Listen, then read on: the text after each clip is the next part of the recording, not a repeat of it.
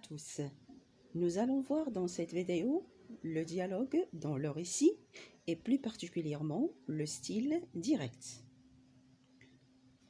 Revoyons d'abord ce qu'est un dialogue.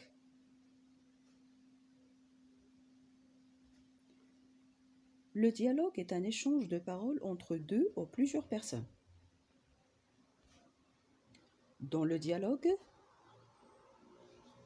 les paroles sont rapportées directement, c'est-à-dire telles que les personnes sont censées les avoir dites. C'est pour cela qu'on parlera de paroles au style direct. Dans un conte, un roman, une fable, le dialogue alterne avec le récit et le rend plus vivant. Voyons maintenant comment s'organise le dialogue dans le récit. Pour écrire un dialogue, il faut avant tout respecter la ponctuation. Celle-ci suit des règles précises. Pour indiquer qu'une personne parle, voyons le premier signe de ponctuation. Il s'agit des deux points qui introduisent le dialogue. Exemple, le policier demanda 2 points.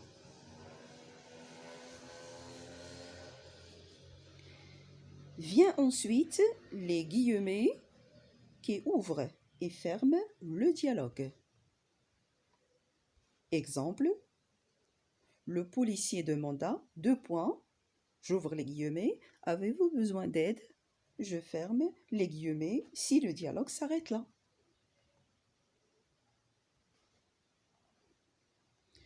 Lorsqu'une deuxième personne prend la parole, il faut aller à la ligne et mettre un tiret.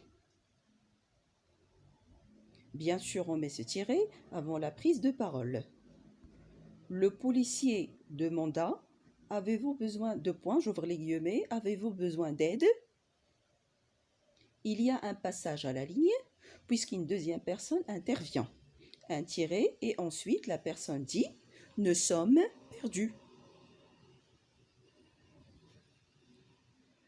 Lorsque le lecteur puisse comprendre qui parle, il faut indiquer régulièrement qu'une personne a la parole. C'est le rôle des propositions incises. Je vous rappelle qu'une proposition est un groupe de mots organisés autour d'un verbe conjugué. Lorsque l'incise suit la phrase prononcée, elle est séparée par une virgule, un point d'exclamation ou un point d'interrogation, comme ici dans cet exemple, la proposition incise « répondirent les enfants » est précédée du point d'interrogation. La deuxième proposition incise « proposa le policier » est précédée de la virgule. Lorsque l'incise est englobée dans le dialogue, elle est encadrée par des virgules et on ne ferme pas les guillemets. Dans ce cas-là, la proposition « remercièrent-ils » est précédée et suivie d'une virgule. Attention, une proposition incise ne commence pas par une majuscule, même si elle suit un point d'interrogation ou un point d'exclamation. Les incises permettent également d'enrichir le dialogue en apportant des renseignements supplémentaires. Par exemple, ici, la dernière proposition incise dit le policier en souriant nous indique comment parle le policier. Il faut également penser à varier les verbes pour éviter les répétitions. Alors, comme vous le voyez dans cet exemple, le premier verbe introducteur demanda, le deuxième verbe introducteur répondirent, le troisième verbe introducteur proposa, le quatrième verbe introducteur remercièrent et le cinquième verbe introducteur dit. Récapitulons. Lorsqu'on veut faire parler des personnes dans un récit, il faut donc respecter la ponctuation, les deux points suivis des guillemets. Donc là, on annonce qu'une personne parle.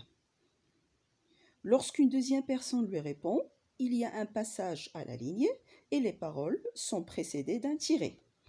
Ainsi de suite jusqu'à la fin du dialogue. Lorsque la narration ou le récit reprend, il faut alors fermer les guillemets. Voilà, merci pour votre attention.